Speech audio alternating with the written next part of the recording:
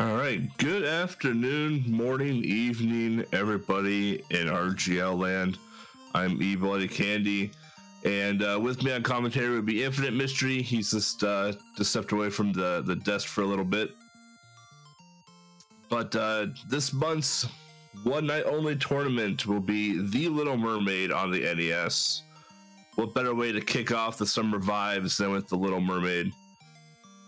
And we have a pretty action-packed race as well. 7-8 racers going through this. The name of the game is every racer will race in the same round, and the racer with the slowest time will be knocked out of each round until we have a winner.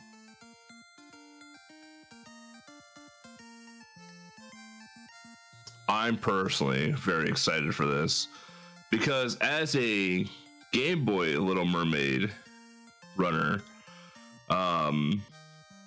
the games are very similar, but I personally enjoy the NES version a bit more, purely because of the color, and honestly because Ariel moves slower. So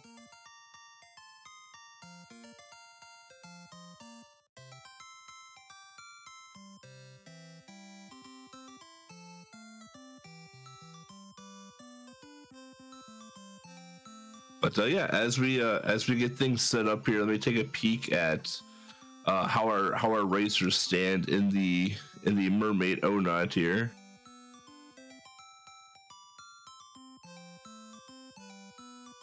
So for those wondering, this will be any percent.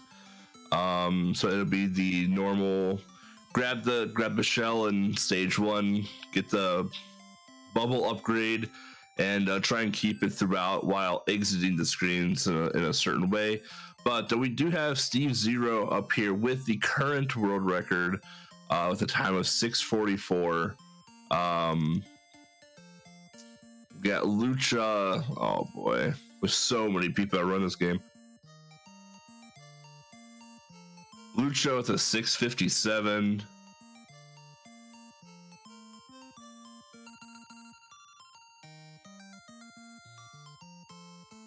There's other people that I'm clicking, I can't find them. There we go. Ellipsis with it looks like a 7:29.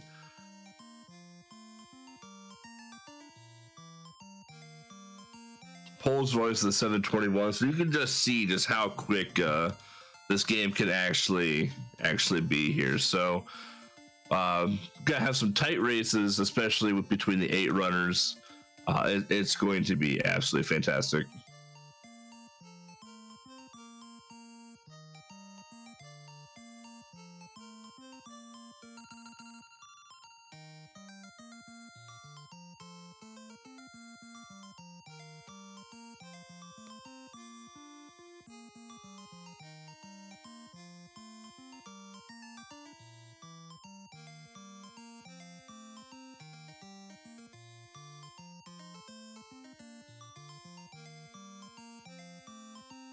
Oh, here we go, man. Getting the help on the back end here. Yeah, here we go. Steve Zero, 6:44, the PB, also current world record. Lucha Jim with a 6:57.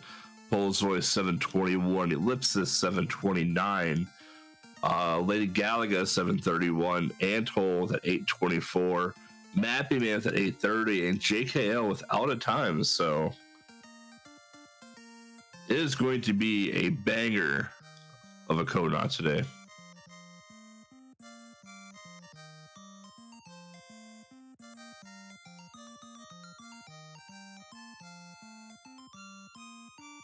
All right, and with that, it sounds like our racers are getting up to the starting line and getting ready to start the first round of the Little Mermaid KONOT.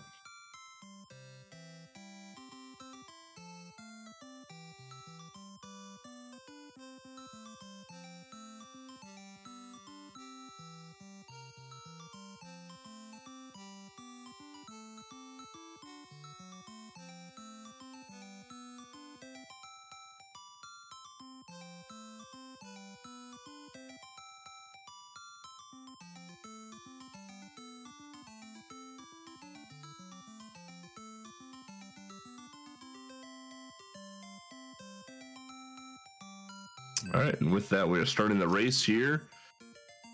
In 3, 2, 1, our racers should be starting off here. So the name of the game here with Little Mermaid is Ariel has basically two different speeds that she can go at. She can have just her normal trot. I call it the trotting speed, where if you don't hold down, I believe it's B, she'll just move at her normal pace. But if you do hold down B, she will move a little bit faster. What you're going to see right out of the gate here is that they're going to collect this seashell, and they're going to smash it against the treasure box. They're going to get this bubble upgrade. What they want to do is keep this bubble upgrade throughout the entire game, and not die at all, because if they do die, they do lose the bubble upgrade. What this bubble upgrade is going to do is that instead of taking 2 to 3 hits to bubble an enemy or encase an enemy in a bubble, it will just take one shot and encase the enemy totally. So here we're going against the shark boss here. We'll get 3 fish right out of the rip here. You're going to see our runners wait to attack between each shot, because the enemies or bosses do have invincibility frames. Once the shark has been defeated, our runners are going to run to the top middle of the screen, where a jug is going to fall down, and they want to collect it as fast as possible, leading to stage 2, which is the sunken ship. So in stage 2, the sunken ship now introduces a new enemy. I call it the ghost fish. So what the ghost fish is that it actually still takes 2 hits with the bubble upgrade, because you have to knock the sheet off of the fish and then bubble the fish. But in this case here, we can try to typically avoid the fish altogether and not have to worry about it. Another big thing we have to worry about too is the movement in Little Mermaid. So you notice every time that Ariel's had to spin around, Ariel stops kind of like mid swim, so to speak.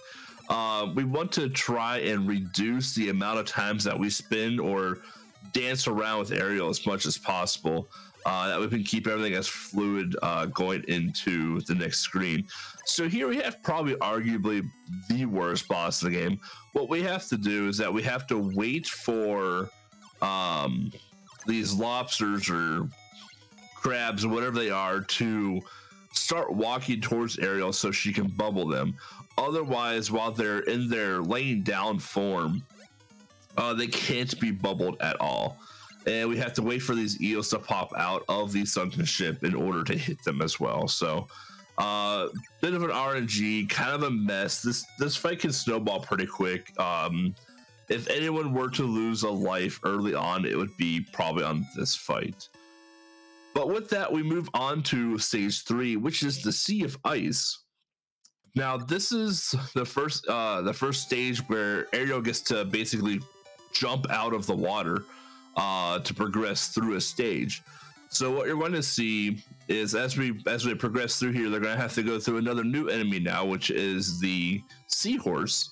And jumping across the snow, Steve Zero, Pole's voice, everyone making it look extremely easy to do. But there is a little bit of a rhythm to it, because when Ariel's up on the ledge, she does have a little bit of a slippery mechanic to where sometimes the input just doesn't get read right away, and you can kind of like halter the or just like halt the momentum in general, making it a lot harder to get across the land platforms. So here we have the walrus, where the walrus is going to do one of 2 things. It's either going to drop a block of ice that contains a fish, or it's going to give a seashell. What the runners ultimately want are seashells, and they're going to put themselves in a very specific spot and launch the seashell up on top of the land and hit the walrus. And after 4 hits of the walrus will go down. Throwing the seashells on top of land at the walrus can be incredibly frustrating, because you can throw it too short, which means the seashell just kind of sits on the land in front of the walrus. So if you know if the walrus has 1 hit left, I mean, by all means, you can jump on land and go after him. But now our runners are going into the volcano stage now. So we have another new enemy that gets introduced. I call it the rock lobster, and this thing is an absolute jerk. So this thing will curl up into a ball, and it will kind of home at you at your last known position, basically. And these things are just, they can come out of off the screen, they can come out of nowhere. We see Steve Zero there doing the hardest screen of the game where there's no enemies and just goes straight right. So here we have now the seahorse underwater fight, under sunken ship fight. I don't know what to call this boss, but this boss is incredibly easy. This boss is pretty reliant on RNG as well. What's going to happen is that the seahorse is going to do a couple different things. They'll either shoot out some sea urchins, which you do not want because you can't bubble the sea urchin, or it's going to shoot out fish from the cannon. What you would love to see happen is the fish that comes out of the cannon. But now we can see Steve Zero going into Ursula's castle, which is the final long stage of the game. And the name of the game here is we're going to go through doors. And you have to know which doors to go through. It's one of those door maze stages where the heck do I go? So if you played this game as a kid, you're probably like, you know what? I don't know where I'm going.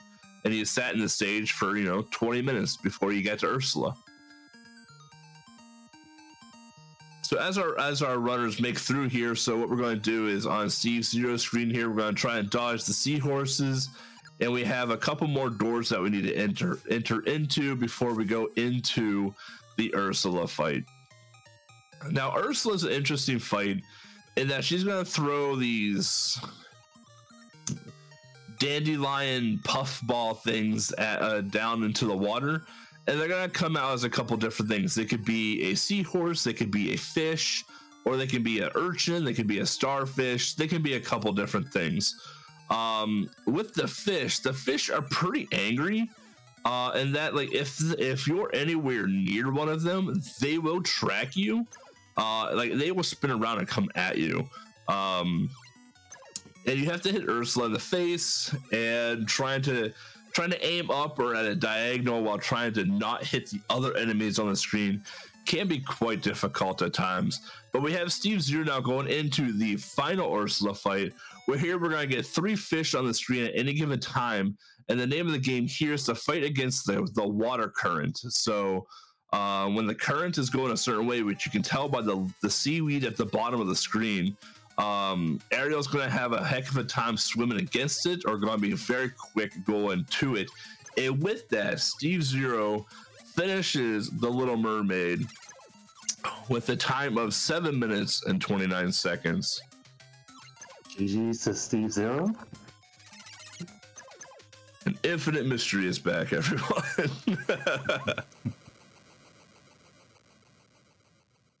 GG's to JKL with a second place time of 7:42. Lucha with a third place time of 7:56. And Ellipsis with a fourth place time of 8:04.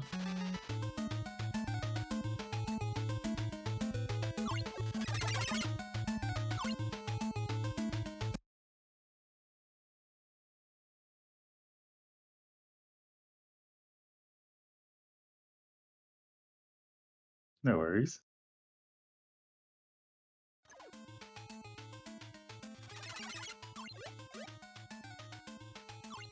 All right, as we swap around to get the rest of the runners up and play here, we have Pole's Voice finishing out Little Mermaid in 5th place with an 8:49. And Lady Galaga right behind him with an 8:59.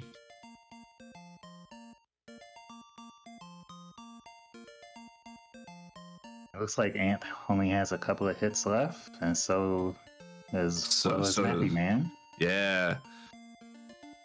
Mappy Man clutching out there with 7th place with a time of 9:09, and Anhole with an 8th place time of 9:15. GG's to all of the runners. Very nice.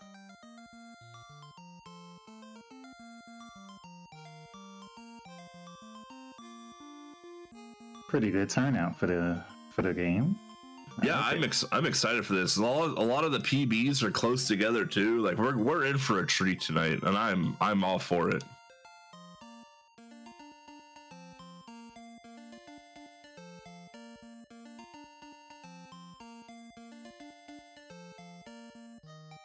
All right, and with that first round race in the books, we do say farewell to Antol with a time of 9:15. Still a great time. It beats me. Like I ran this for NES block, you know, at GDQ. My time was like a 12 something. So I mean.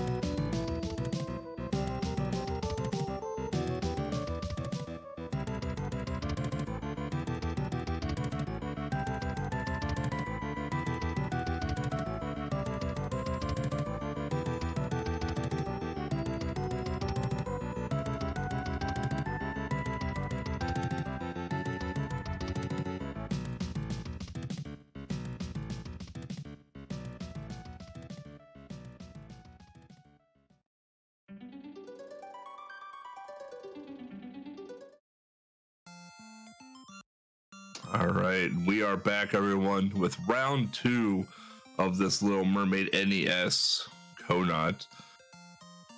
So round 1, bit of a banger. We had a little bit of drama there with some people losing their bubbles and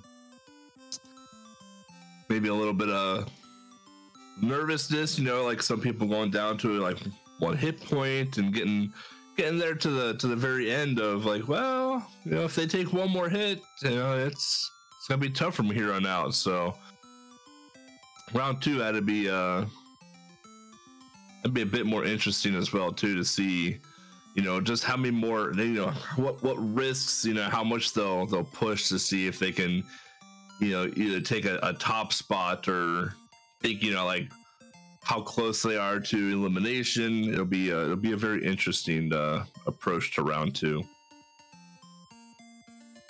And with that, our racers are underway for round 2.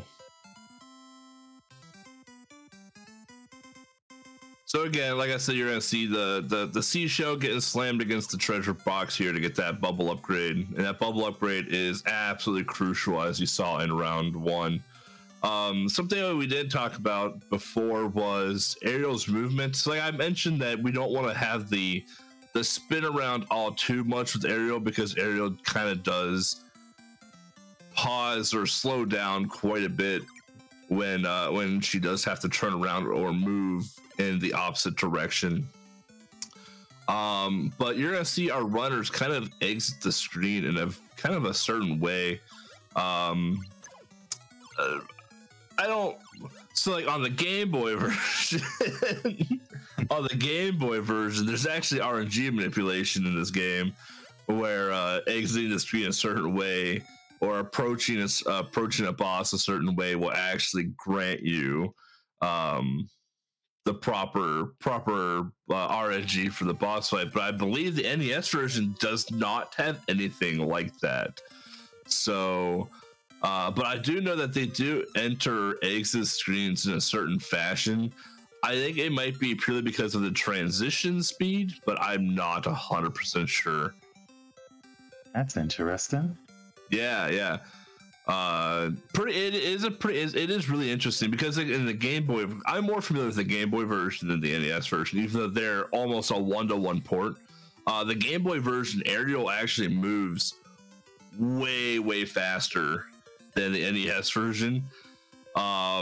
Her turnaround speed is like twice the speed of the NES version as well too. But all the fights are literally the same. So, and the only real difference, I believe, would be Ursula's castle for some of the entrances. Yeah, the only difference is Ursula's castle. Yeah. So here we can see Lucha getting hit by the lobster there. So the way that the lobsters kind of spawn and work is, as you take one lobster away, if you're not quick enough to get the second one away as well too, they're going to kind of drop one at a time. And yeah, they're kind of a pain, honestly. That whole fight is just the worst. All right, so I'm being told that the eels and the shark can be manipulated on the NES version. So, oh, that's fortunate, actually. Yeah, that's really good. But as we go into the Sea of Ice, unfortunately, we have to deal with the walrus. But our runners making that glide across the snow just looks so easy. I struggle so much trying to get across the land in this game. Because I just don't have the rhythm or the patience, maybe. I'm not sure. Because like I said, like Ariel does have a bit of like a slide or like a momentum type deal. That does take a little bit of a rhythm to kind of get used to get her across the land pretty quickly. But I just mash the buttons and like I just stop all momentum from Ariel, and she just doesn't do much at all. So but our runners here are going to grab these seashells like I mentioned earlier, and they're going to go into a specific spot to launch these seashells at the walrus. If they're a little bit too far back, what's going to happen is that the seashell isn't going to reach the walrus, and they're going to have to either jump up and hit the seashell into the walrus, or sacrifice the seashell and just wait for something else to come across. There we go, Lucha making some quick work of the walrus, grabbing the jug and moving on to the next stage, while JKL and Lady Galaga working their way through the walrus, as Map Man working their way through the Sea of Ice, looking like they did lose their bubble upgrade. However, seeing that they took 2 shots to encase that seahorse.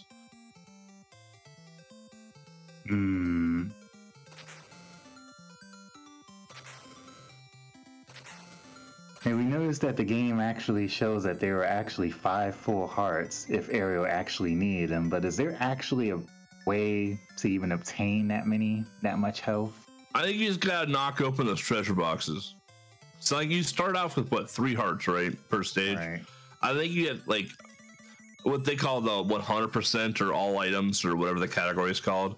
I believe you can garner some more like upgrades or health and stuff like that if you open up the treasure boxes. I've never seen enough items to open up anything more than a handful of treasure boxes. I personally have never opened up any of the treasure boxes except for the first one. Yeah. Exactly. So, but Lucha getting crazy good fight there at the Seahorse, and JKL right behind, as is Lady Galaga. So insane fights on that right there. As they go into... Oh no, sorry. Yeah, I mean, now they're going into Ursula's castle, so now it's just all about knowing the doors, which, like I said, if you're a runner of the game, you kind of just know to go through the door was like three times and then make your way through the rest of the stage. So I was just gonna say, thank goodness the Seahorse kind of makes up for the issues that the runners usually have with most of the other bosses in the game, RNG wise. Yeah, especially after like a stressful eel fight as well too. And it's a nice calming fight right before like the chaotic Ursula fight that they have going on here, where like Ursula can just start dropping bombs like everywhere on you. So you got like fish, seahorses, sea urchins, starfish, like you have everything kind of just coming at you. And like the fish are jerks too. Like if you're within like a couple pixels of the fish, like they're gonna just come dive at you, and oh man, they're rude. I would personally love to see a small manip for the first Ursula fight, just because there are times where the items that she's fused can come out really fast, which I've seen, which is rare for me, and anything else is just normal. And I still have no idea to this day how that happened. So something I learned on this version of the game, which isn't in the Game Boy version, is that those little bubbles going across the top of the bottom of the water segment where Ariel is at, like I want to call them, I was call them currents.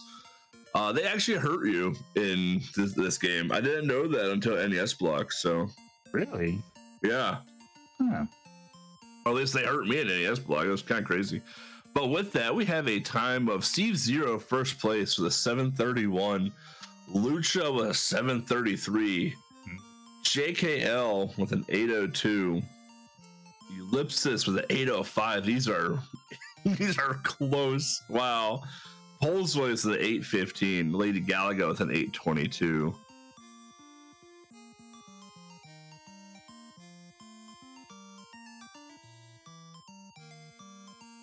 Here, Mappy finishing out the first Ursula fight. Like, look, that fish just attacked him. Like, look at that. Like, just rude. Terrible.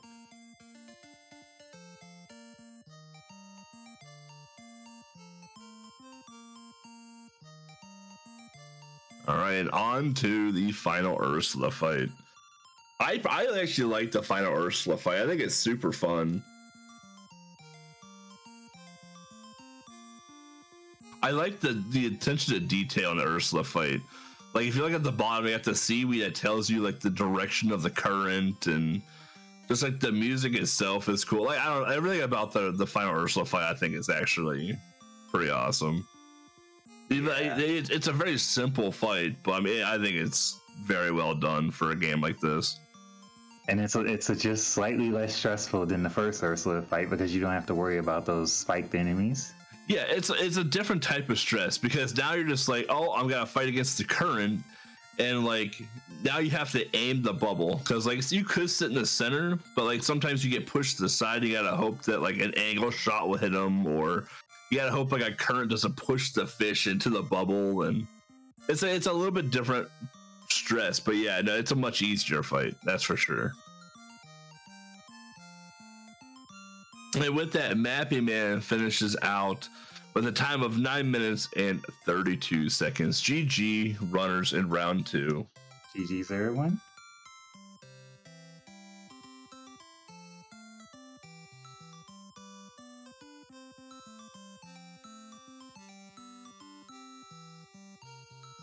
I can't help but wonder what this game would have been like if they had introduced the hard mode. Oh man. one heart, one hit kills.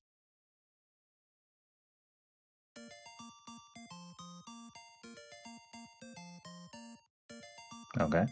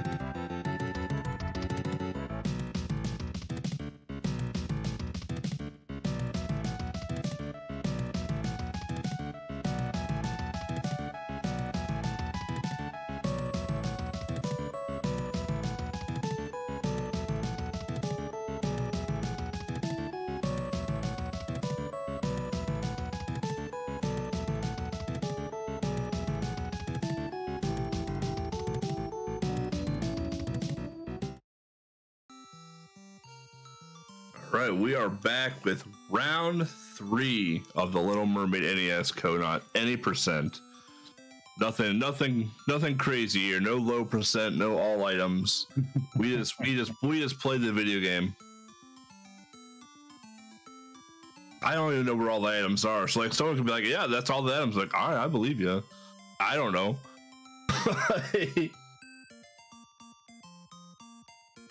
I can't even imagine there's a usage for a fully powered up bubble if it makes a difference at all.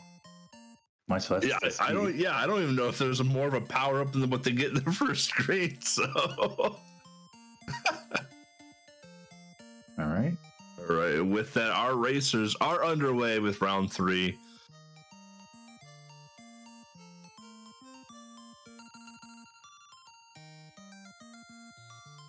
I feel lied to. There we go.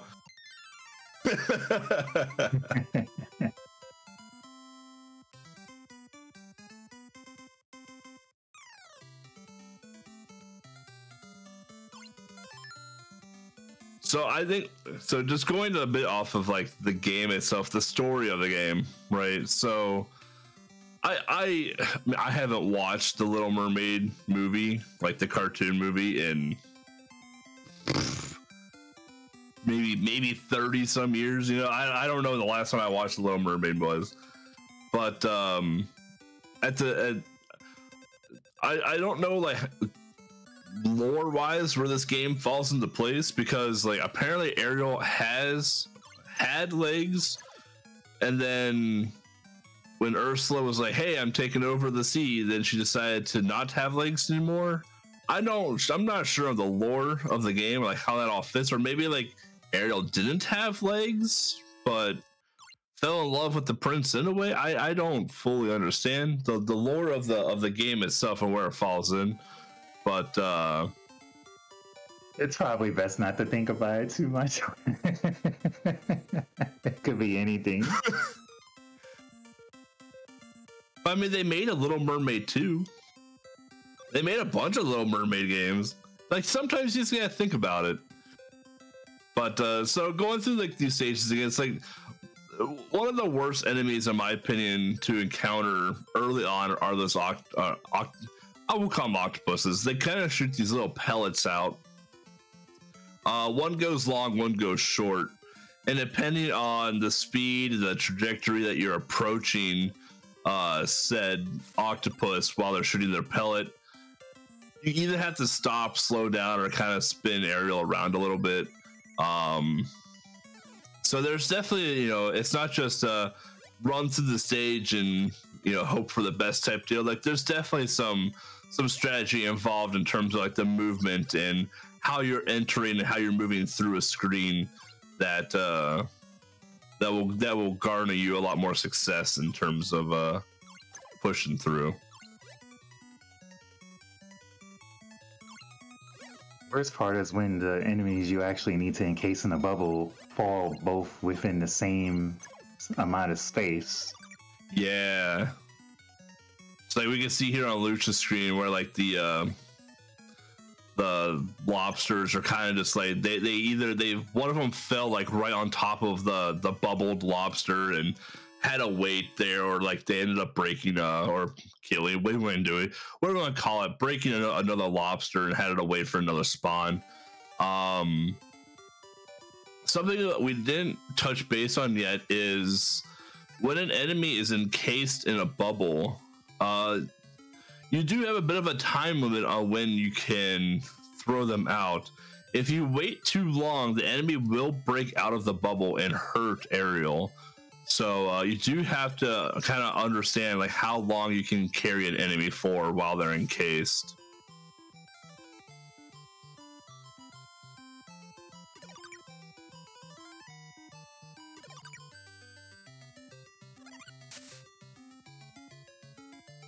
I will say this game has some pretty good music. Yes. Most Disney games, I think, have pretty decent music, in my opinion. And Capcom has always done a pretty decent job. There was definitely a lot of love when they made these games. Well, just the amount of detail too. Just like look at the coral and everything else in the background of the walrus fight. I mean, for a Disney game, I personally wouldn't expect a ton, just simply because like I play I play Game Boy more than anything, and like there's a lot of detail in the Game Boy version, but it's just like at the end of the day, it's there. But man, when you play it on the NES version, like you get games like Darkwing Duck, you have Tailspin, DuckTales, Little Mermaid, stuff like that. It's just incredible just the amount of detail and attention that they gave Disney games.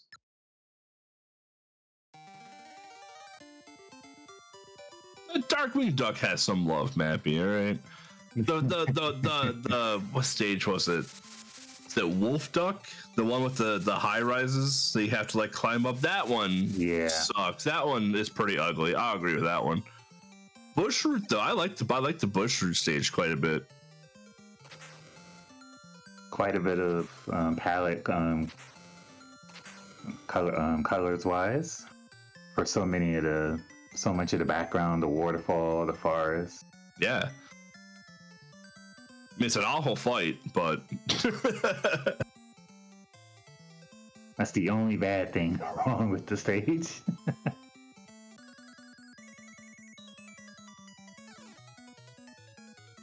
All right, and with that here, we Pole's voice making it out of the seahorse with one heart, so thankfully getting out of there is still keeping the bubble upgrade.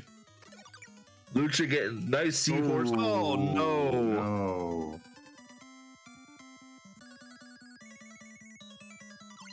That's very unfortunate. That's rough. Yeah, Lucha having to not only now have to double hit the fish to encapsulate them, but also has to redo the entire fight. Now you can see here that oh man. Seahorse is definitely giving Lucha a rough time. Yeah. I mean, when it's launching like 3 fish and urchins at that time, it's tough. Because you have an X amount of time to get those fish out too, because it does shoot off of a timer, I believe. All right, Lucha getting through the seahorse boss. Oh, that fish! See how much of a jerk the fish started? Wow. Like that fish was out for. That fish wanted blood, man. Wow. And we see why they kind of tamed it for the Game Boy port. The fish still come at you, but it's a lot more lax than the NES version. Let's just say that. And GG's to Steve Zero.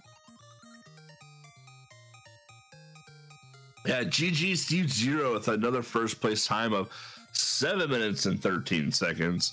Giving Ariel her legs back so she can go talk to her what's his name? Eric? Yes. Yeah, see, I know Little Mermaid lore a little bit. Then GG's JKL with a second place time of 7:27.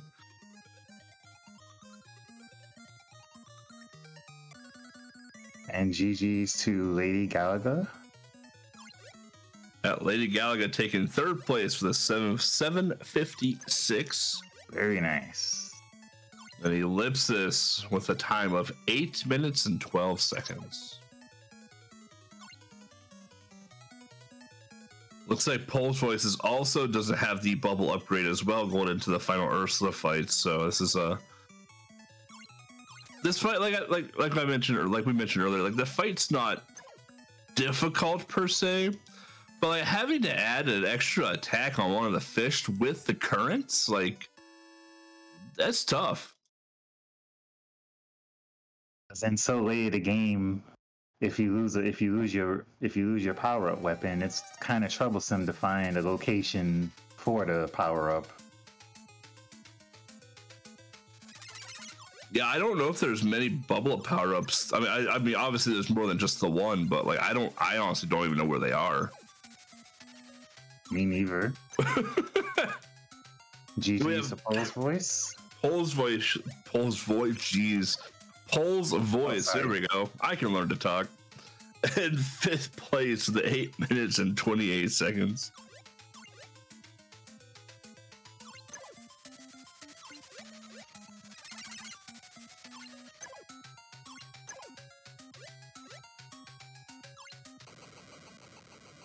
Lucha there taking out Ursula with a time of 9 minutes and 29 seconds.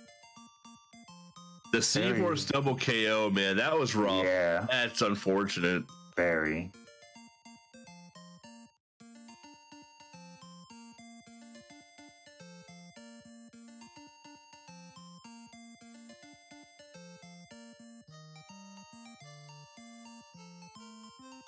All right, and with that, I don't remember what round. Is this round 4? Round 3. Round 3 in the books there. GG's all the runners, very good runs. Unfortunate with that double KO on the Seahorse with Lucha, ultimately knocking them out of the Little Mermaid KONOT.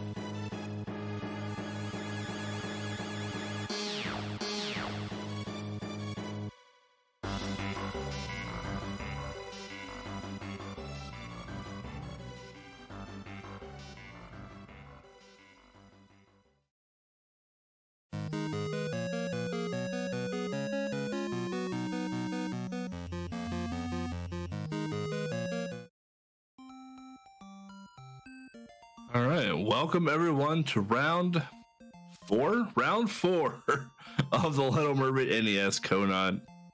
If you're just joining in, we've had some banger of races going through here. Some close calls, some heartbreaks, some dramas.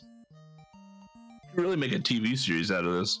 Someone should make a movie out of this, like the Little Mermaid KONOT edition. But we are down to 5 racers here, and all 5 of these racers have very close times together. So round 4 is going to be definitely, well, don't want to call it a barn burner because we're underwater, but I don't know what another terminology would be for that. Chat, help me out here.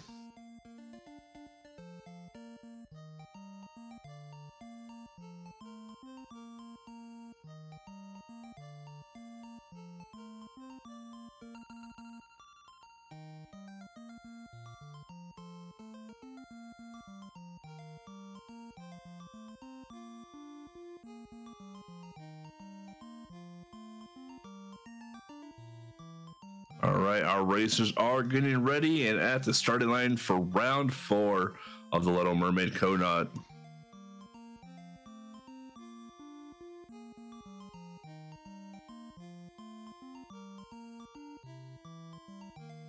And with that, they are off and getting that seashell to break open that first treasure box.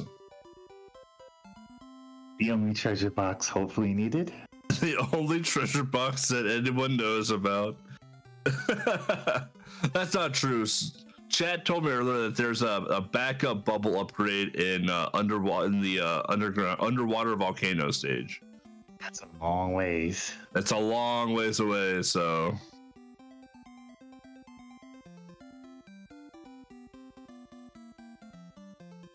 Something I do find interesting in the game, this is that way in Game Boy as well too, is that when you're holding the seashell, you can kind of just swim into things and they're gone. It's kind of a nice little feature there.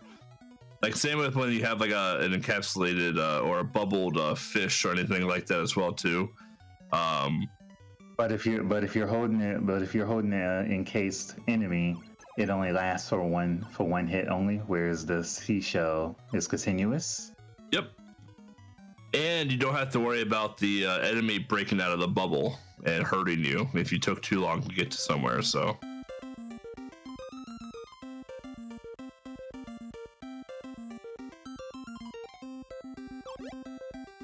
All right, and we are into the sunken ship here. This is probably in terms of stages, this is probably my least favorite of the stages to maneuver through. Purely because of the what I call the ghost fish, and because I have to dodge the octopus ink pellets, so to speak. There's just so much movement that you have to just be really spot on with in this one. That can really mess up some of your timing. And it has the eel boss. It is the worst boss in the game. Arguably the worst boss in the game. So you can see there on Lady Galaga's screen, they bubbled up one of the enemies and couldn't get to it in a timely manner, so it started floating to the top of the screen. Can be a attack for sure. Like you saw the muse where the floor was pretty crowded with the lobsters, so they had to try and safely get out of this fight. The Little Mermaid, like, for it being a pretty simple game and casually a pretty easy game, this game is scary because you can die real quick, because even though you have 3 hearts, one hit takes away an entire heart, and it's really easy to get hit in this game. A really close race so far between JKL, Lady Galaga, and Ellipsis.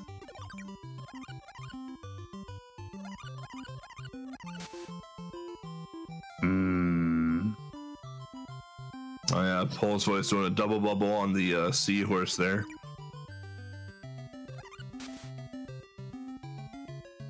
So that'll definitely slow them down a little bit. Luckily, the Walrus doesn't require any of the bubble upgrade.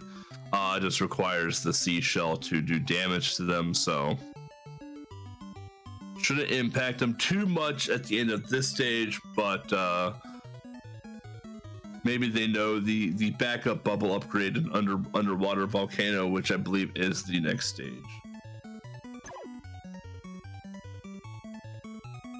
If only there was if only there were a way to get nothing but shells for the Walrus fight.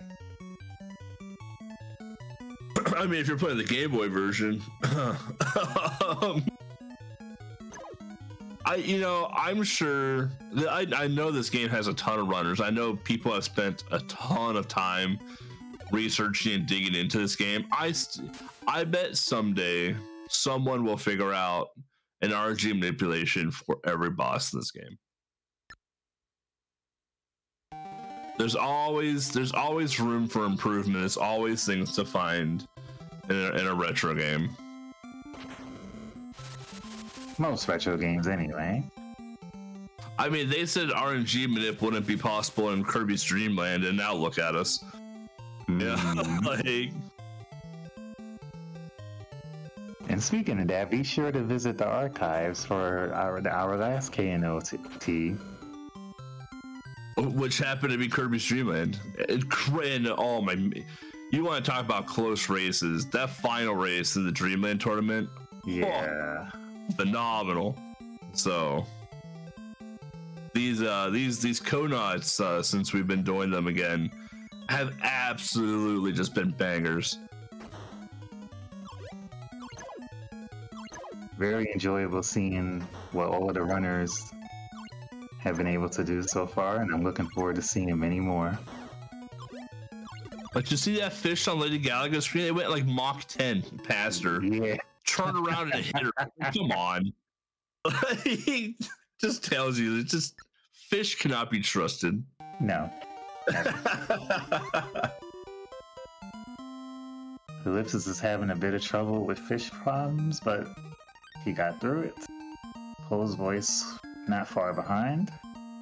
Yeah, the problem with Pole's voice here is he's having to double bubble the enemies, which still did an amazing job on the fight, make quick work of the seahorse, but Ellipsis has a little bit of an edge over him just simply because of being able to do the one hit encapsulate instead of the two hit.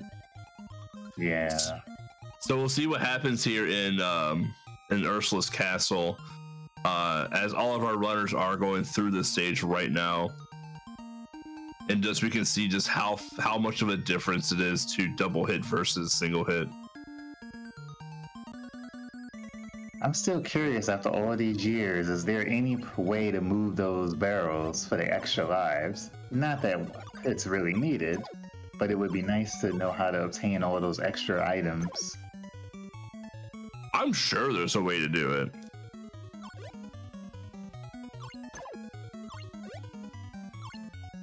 So there's a bit of a fun fact on the Ursula fight here in the NES version. So the NES version, like, it's pretty consistent, a 2, a 4, a 3, but she attacks pretty consistently. In the Game Boy version, each one of those white puff balls has a different speed that they can come out of, and Ursula she can choose not to attack for like seconds on end. It's actually bonkers. So the NES version actually has the better Ursula fight.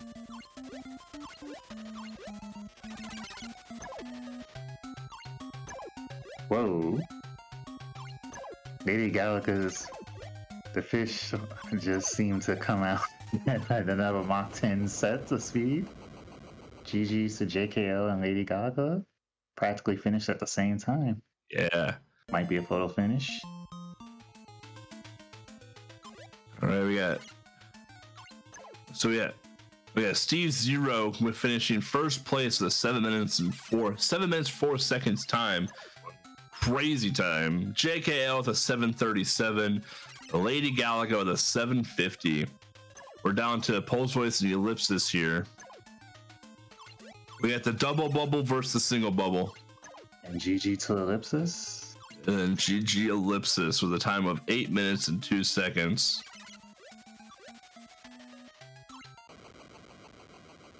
Pole's Voice with the final hit on Ursula.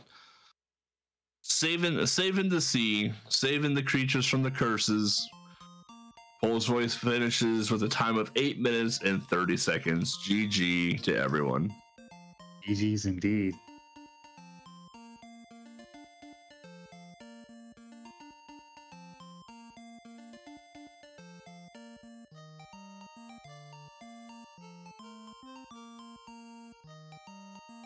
All right, and with round 5 on the horizon, it'll be the top 4 runners on the screen. There'll be no more runners swapping or hidden finishes behind the scenes. All 4 runners that you see will be the 4 runners that are left in this KONOT.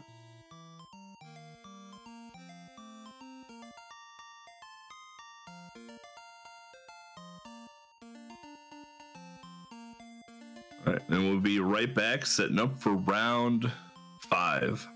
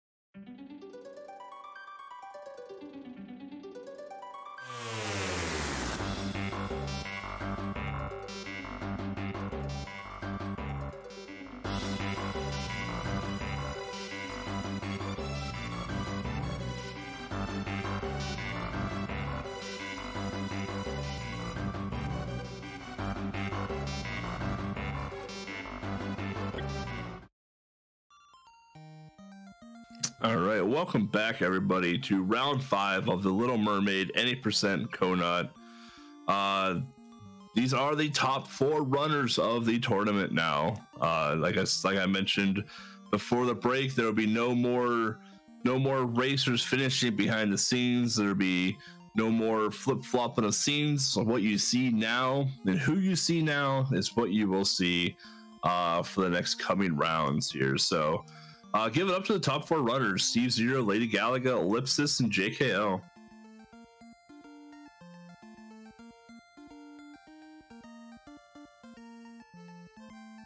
Absolutely just phenomenal race time so far.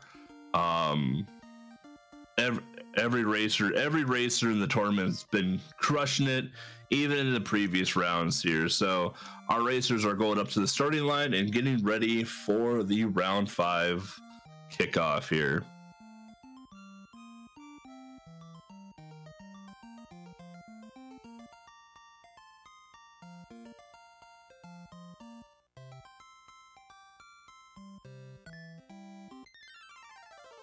All right, and with that there, a little bit of the stream delay going on, but we do have Sea of Coral Stage 1 underway here, where our runners are going to dodge the fish, dodge the seahorses, bubble the fish, and not get eaten by a shark.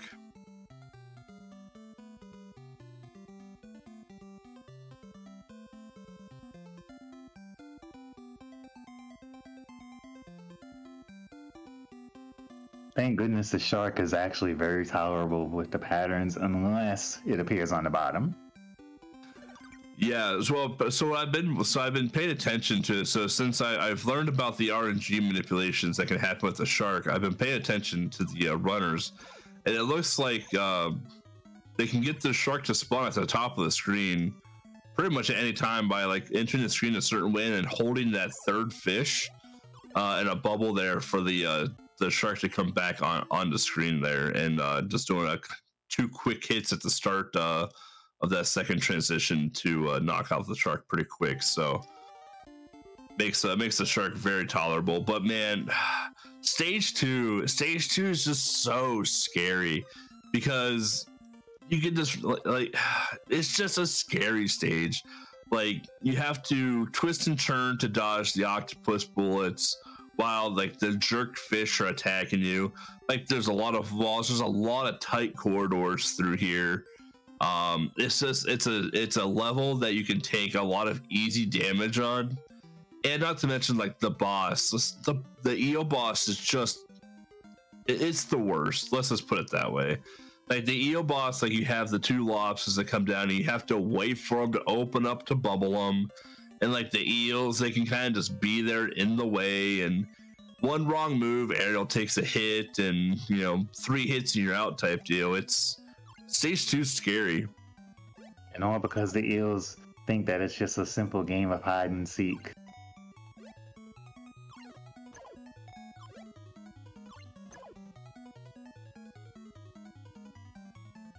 Fortunately, with Eel's sprite all the way to the floor, you cannot, as far as I remember, you cannot be hit by the eels dashing across the screen. I believe that is correct. Lady Galaga got to be careful to dodge the lobsters, gets the jug, moves on to the Sea of Ice.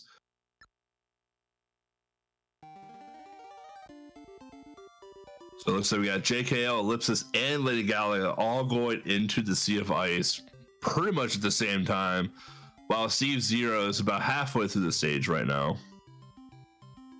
Very close race, still anyone's race at this point. Oh yeah, absolutely.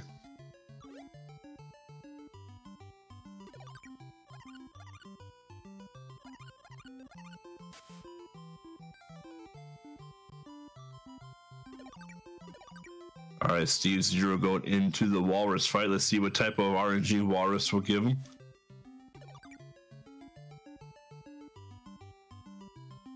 If the walrus ever had perfect RNG, just once.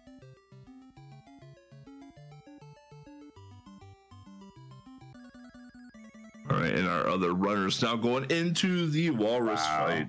This is so close. This is incredible.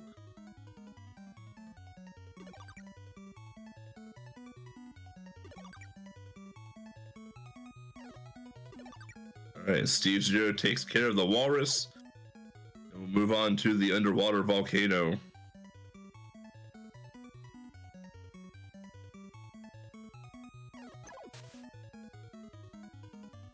Ellipsis getting some pretty bad RNG on the Walrus, unfortunately. There we go. Gets the seashell. Ellipsis there taking out the Walrus, moving on to Underwater Volcano. As well as JKL. And Lady Galaga all going into Underwater Volcano now. Still very close. Incredible race right now, yeah. This might be a three-way. This might be a three-way photo finish.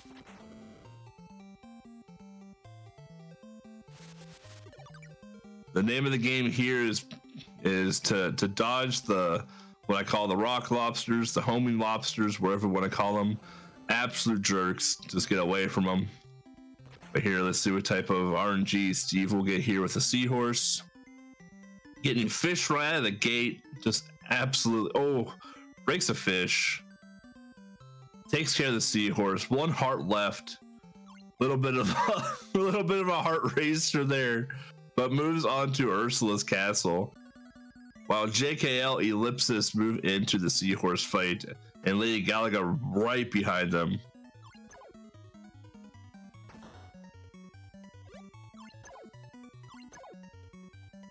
Ellipsis getting some bad luck there with the sea urchins. JKL out of the gate with the seahorse. Ellipsis right behind him. And so is Lady Galaga. The 3 runners are very, very close together. It is anyone's race.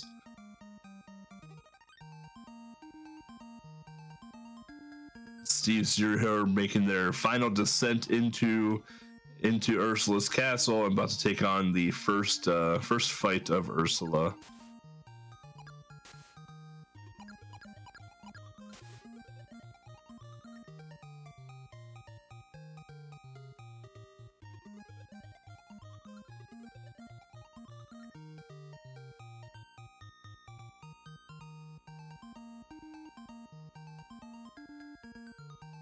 Steve need to be a little bit careful there. Ooh.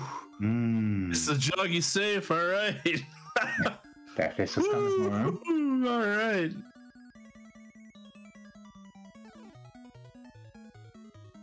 All right, Steve now going into the final Ursula fight. While our other runners go into the first Ursula fight here. Here's how safe or aggressive they take it here. I don't know if they know how close together they are or not.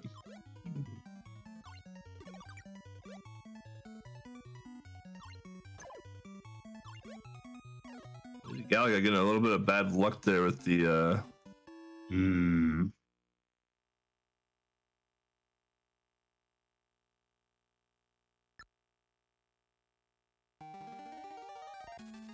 All right, they're all on the final Ursula fight. GG's to Steve Zero with a 7 minutes and 9 seconds. Wow. Absolutely incredible time. The consistency.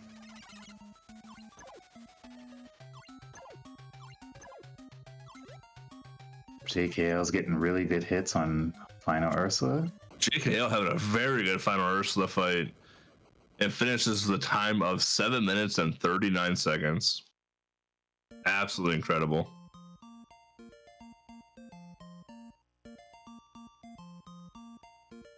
This is going to be real close. Oh, and GG's to Lady Galaga. And Ellipsis. Wow. Let's look at the race timer here. It looks like Ellipsis did take 3rd place with a time of 7 minutes and 56 seconds. And Lady Galaga with a time of 8 minutes and 9 seconds. GG's everyone. Runners. Wow. Incredible race. That was a great round 5.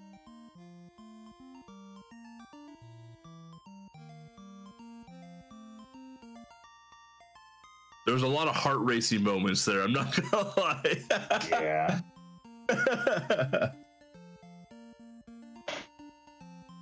All right, and with that, Lady Galaga, thank you for joining the Little Mermaid NES Any Percent KONOT. Congratulations on being in the top 4. With that, we will move on to our top 3 runners of the KONOT here when we come back from a little break.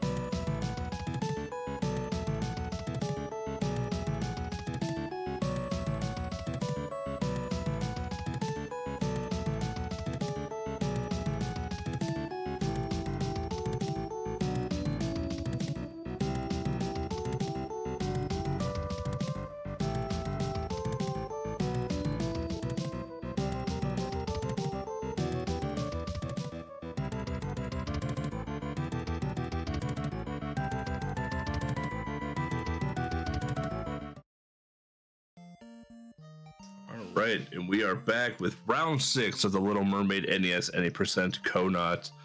Top 3 runners now. We have Steve Zero, JKL, and Ellipsis. Just a reminder, I do start the PBs. Good. The PBs for the current top 3 runners are: we have Steve Zero with a 644, Ellipsis the 729, JKL. Technically now the 727 that they got in round 3. So,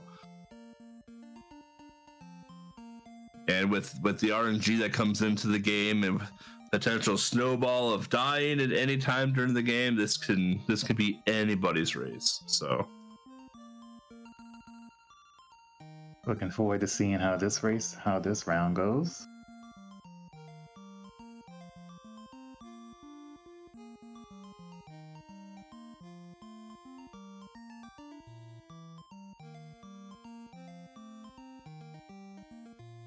all right, our runners are making their way to the starting line for round 6.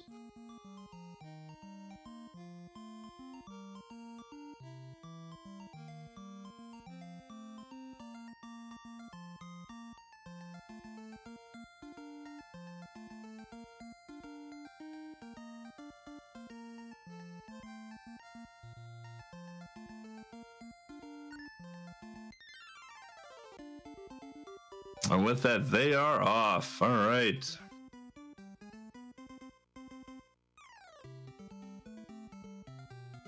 So the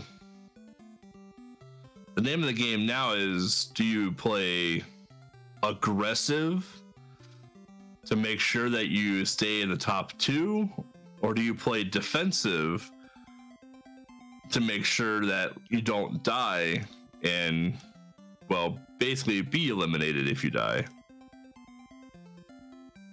It's a lot of thought that's gonna have to go into this now as our racers go into some of these fights now.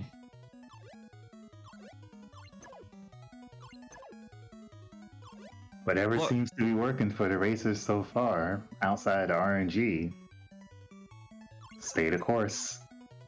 Yeah, we've had a couple of heart racers there at the end of the last round. Steve Zero dodging the fish in the first Ursula fight. We had Lady Galaga dodging the lobsters in the eel fight. Ellipsis has had a few close calls with the seahorse. Like I said, it's a casually fun game and it's a cute game, but it's easy to take damage in this game, especially when they don't give you basically a full health bar. So, and everything takes a full heart away from you.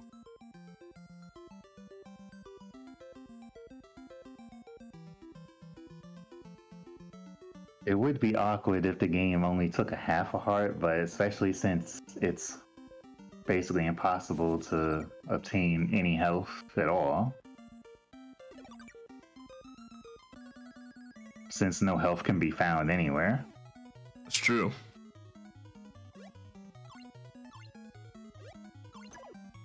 So we have all of our runners into the eel fight here. Steve Zero's already gotten rid of one eel, so that's a good sign.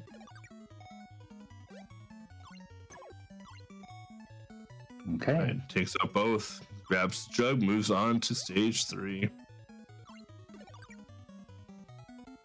JKL right behind. Ellipsis misses a shot on the eel, but also right behind as well. That's good. The eels didn't give our runners too much trouble. Now we are in the Sea of Ice.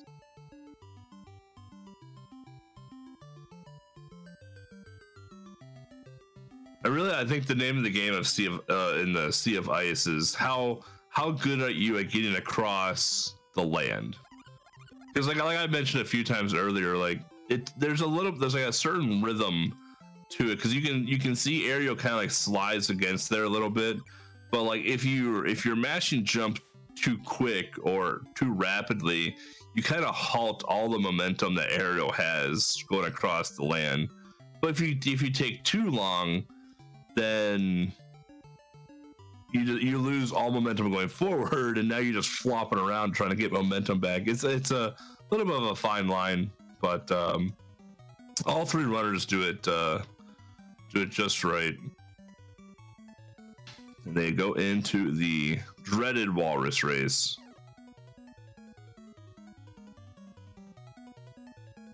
Fish out of water, mermaid out of water.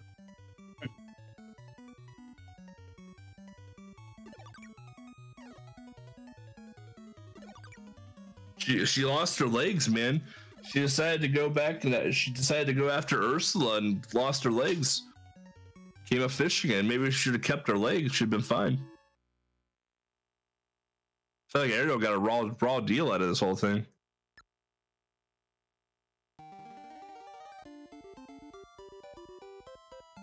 All right, all runners now in the undersea volcano. Thank goodness in the undersea volcano, that fish that hides inside of what seems to be sand doesn't pop out immediately.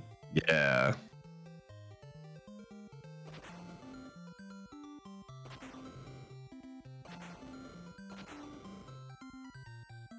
And despite how active the volcano is, it's almost unlikely that you'll ever be hit by the rocks.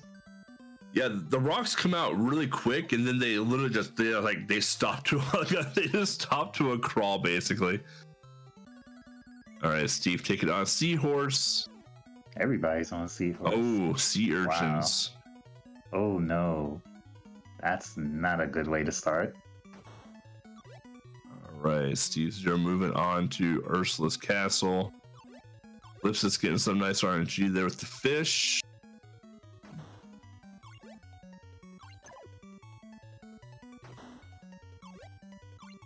Ellipsis is moving on to Ursula's castle now, as well as JKL. Whew, those two are real neck and neck right now. I'm not sure if we talked about this earlier, but there is a small delay in when you can hit the enemy boss next after a single hit. Yes. Yeah, all the bosses have an iframe to them. So once you hit them, instead of just rapidly throwing stuff at them to hope for the best, while they're flashing, they can't take any damage at all. So our runners actually have to wait before they can hit the enemy again.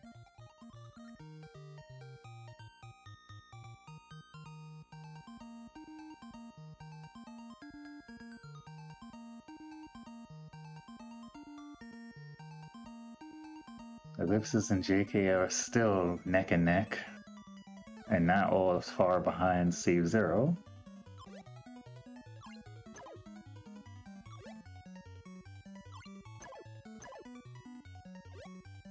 All right, Steve Zero taking care of Ursula. Phase 1, moving on to the final Ursula fight, while JKL and Ellipsis neck and neck in the Ursula fight 1 here.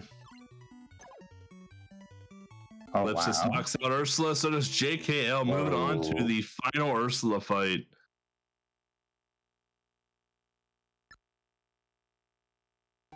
The sink.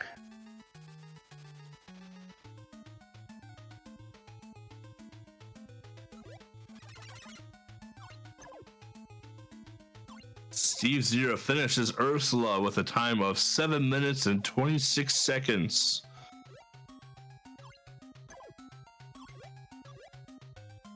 I'm curious who's gonna finish first. JKL gets the final hit. Wow. JKL finishes in second place, the time of 7 minutes and 38 seconds. Very closely behind Ellipsis with a 7 minutes and 41 second time.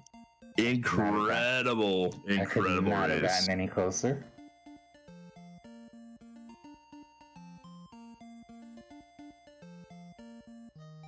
Absolutely incredible.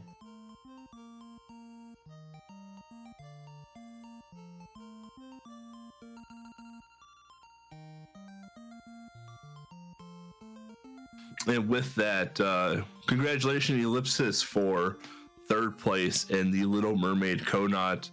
We'll be moving on to round 7, which will be the final round and the top 2 runners of Steve Zero and JKL.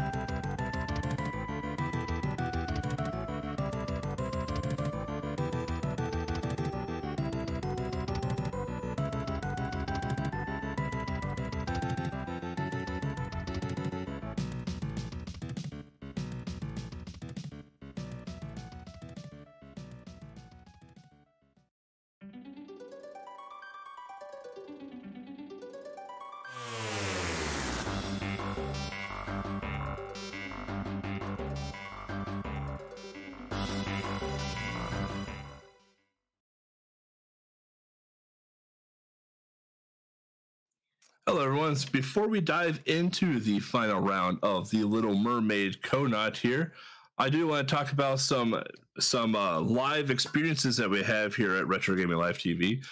First off, we have Ninja Gaiden, which submissions do close tonight. Any and all kind of ninja games are allowed. They do not have to be speedruns. They can be ninja showcases, and we will have a community voted KONOT for July, which will be obviously a ninja related video game.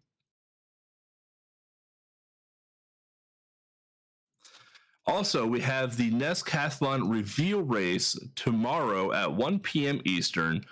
Make sure to tune in to Retro Gaming Live TV for that to see what games are going to be going off. The full games in the main race will be on July 29th, and the submission form for guessing the games is actually active right now on the website. There might even be a command in the chat. I don't even know. Winner will get some RGL merch though. Also, on top of that, we do have weekly and bi-weekly shows that come across Retro Gaming Live TV. Tomorrow morning, we will have the This is Game Boy podcast with myself, You Bloody Candy, and Mola. We will be talking about the original Batman game for the Game Boy, aka also known as Batgun. Also, every Wednesday, there's another podcast called The Sequence Break with Latmaki, who basically showcases speedrunners and talks about their games, the series, and how they got into it. Very interesting, very awesome podcast to listen to and watch live. Exceptional production value. We also have Sports Night. I believe it's every other Tuesday. I'm sorry. On RGL TV. So these are going to be sports games, wrestling games, Tecmo football a little bit, maybe some WWF WrestleMania, on the old Super Nintendo. We also have RGL TV Golf Club with Flannel Cat and Ivani every other Tuesday as well when it's not sports night. Every Monday night, we do have Randomizer Mondays with Weapon, and Friday night, we do have Retro Race Nights with Apothic. So definitely tune in to Retro Gaming Live TV. We are having a ton of live content coming back to you all, along with a ton of weekend events.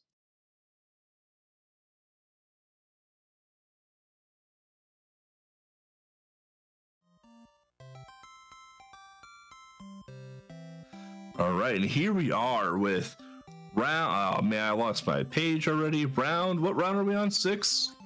7. 7. We're on round 7. All right, lost where I was in my Discord, so I don't know where anything's at now. All right, we are in round 7, the final round of the Little Mermaid NES any percent KONOT between Steve Zero and JKL.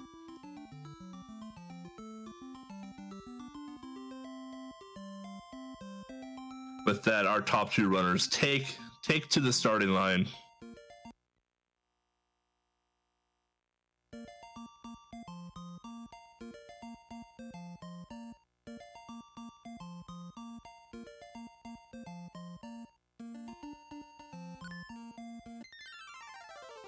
All right, our top 2 runners are now off. Sea of Coral, getting that seashell, breaking that treasure chest open, getting that bubble upgrade. Name of the game here. Actually, the name of the game is just don't die once you get the bubble upgrade.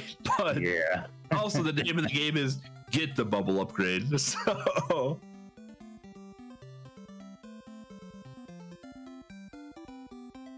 here we have the finals match going on. Chat, who do you think is going to take the cake in our finals race here? Is it going to be Steve Zero or is it going to be JKO? Cast your votes in now, your nearest mobile device.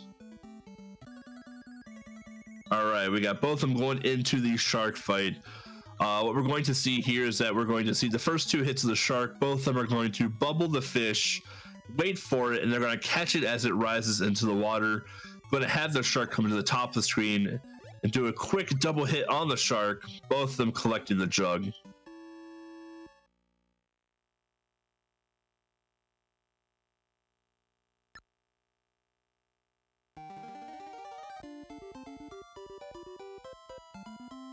Going into the sunken ship, in my opinion, the scariest stage of the game, having to deal with the ghost fish, which do take 2 hits even with the bubble upgrade, tight corridors, octopus shooting ink pellets, Ariel turning slower than a snail whenever she has to turn around.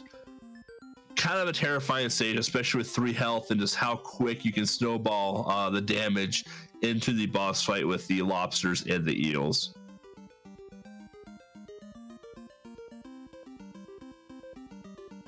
Here what we're going to see is that they're going to dig into that sand, to grab that seashell, take out the ghost fish, just fly right through them, going into the eel fight at the bottom of the screen, trying to get these lobsters to come in hot.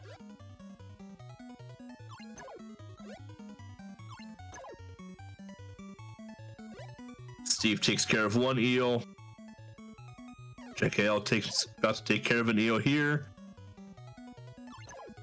And Steve with a 2-cycle eel fight moving on to the Sea of Ice. Wow. Absolute incredible eel fight.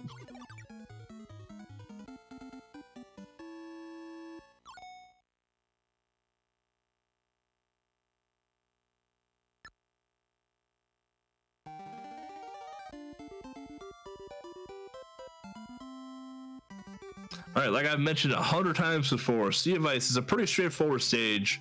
Does introduce the little seahorses now and the falling ice blocks. The biggest part of this is keeping that momentum on the dry land and getting Ariel across that land as fast as possible. Which I would think would be kind of tough because like you just came out of the water, right? And now you're trying to slide across snow.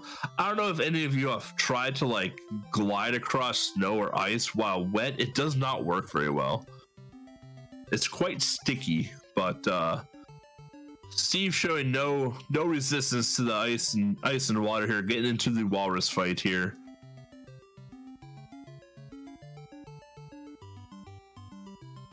JKL close behind, going into the walrus here. Let's see what type of RNG our runners get for this fight.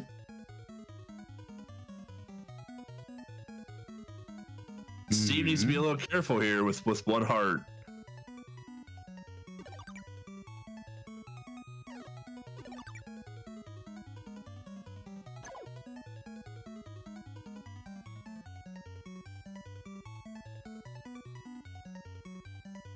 All right, one more hit for Steve, and the walrus is out of the picture. Phew.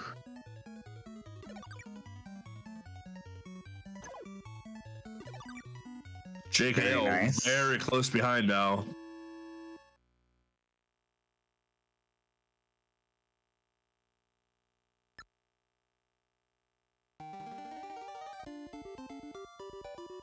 Now we go into the undersea volcano where the most direct enemy that you're gonna have to come across are the lobsters, but we get the seashell from the sand there, and we can kind of just go through the lobsters, no big deal.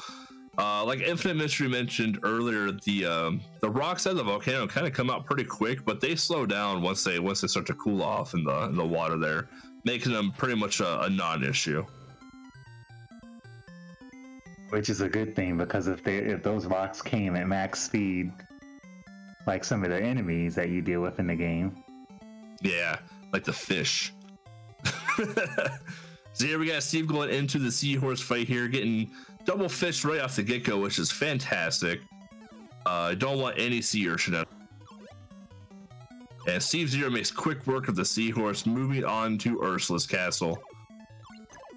Which was a good thing, because he was very close to the barrels where another set of enemies would have came out. All right, JKL now making quick work of that seahorse, moving into Ursula's castle as well.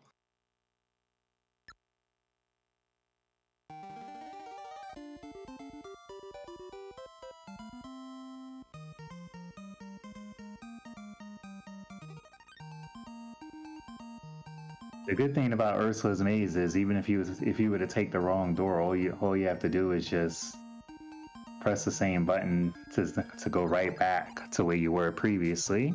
Yep. I love how calming and cheerful the music is in the final stage of Ursula's castle. Like you would think it would be like a little, like maybe a little bit spooky or something. No, just cheery, happy-go-lucky. All right, here we go. Ursula fight 1 on Steve Zero's screen.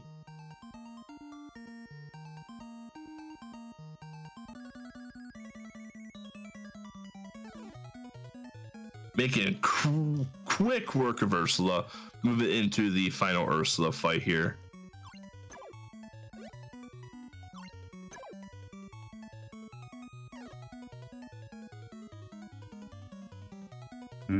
Oh, JKL getting bad luck, yeah. Very yikes.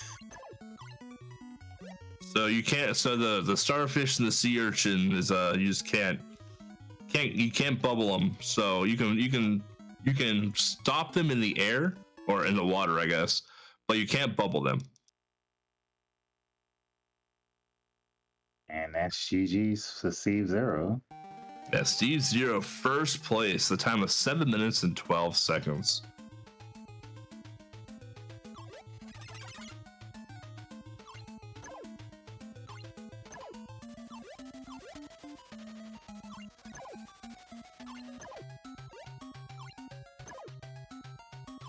Good throws here by JKL.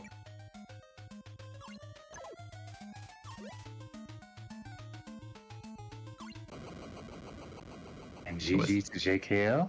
GG's JKL at the time of 7 minutes and 43 seconds. Amazing job. By all of the runners in today's KNLT.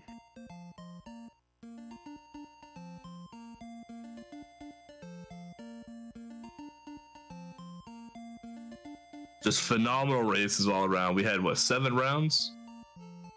Seven rounds of just absolute, just high quality speed runs. So, and like I said, what a good way to start off summer with, with the Little Mermaid. Like, it's hot out. Where I am in Minnesota, it's humid and hot. It really sucks to be outside right now. So what a nice way to cool ourselves off by visiting the ocean, bubbling some fish, throwing some fish at other fish, cooling ourselves off in the water here. So, and now for the final time, Ariel can retire. Well, no, they made Little Mermaid 2, and then they have like another Little Mermaid on the Game Boy Advance. Oh, no mind. She can't retire.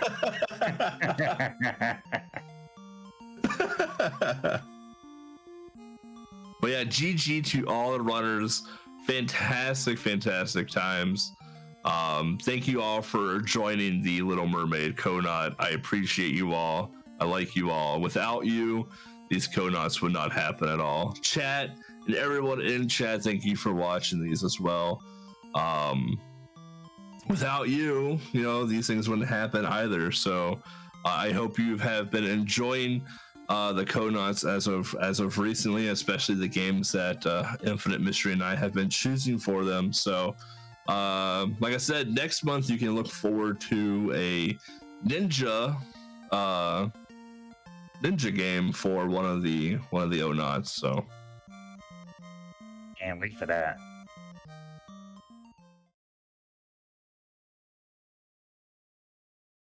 And then, yeah, definitely stay tuned tomorrow. Tomorrow morning, like I mentioned earlier, will be This Is Game Boy podcast episode with myself and Willa talking about Batman. And at 1 p.m. Eastern tomorrow will be the Nescathlon reveal race. So definitely you want to check that out. Game Boy Batman, how troublesome that was. Only four two.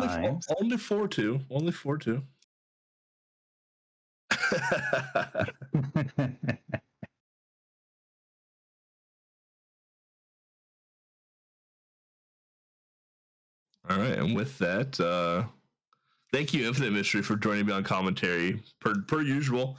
It's always fun getting to hang out. We used to not ever get to hang out. Now we get to hang out every month talking about KONOTs and NES games and Game Boy games and Ariel's lack of legs and how she got just got a bad deal. Thank you for having me, BC. I'm enjoying these KONOTs, and I'm looking forward to many more. I'm looking forward to the next one because I know nothing about ninja games at all. So this is, well, actually, I know Ninja Gaiden Shadow, but that's about the only ninja game that I know. So I can't wait to like BS my way through that commentary like I do every other time.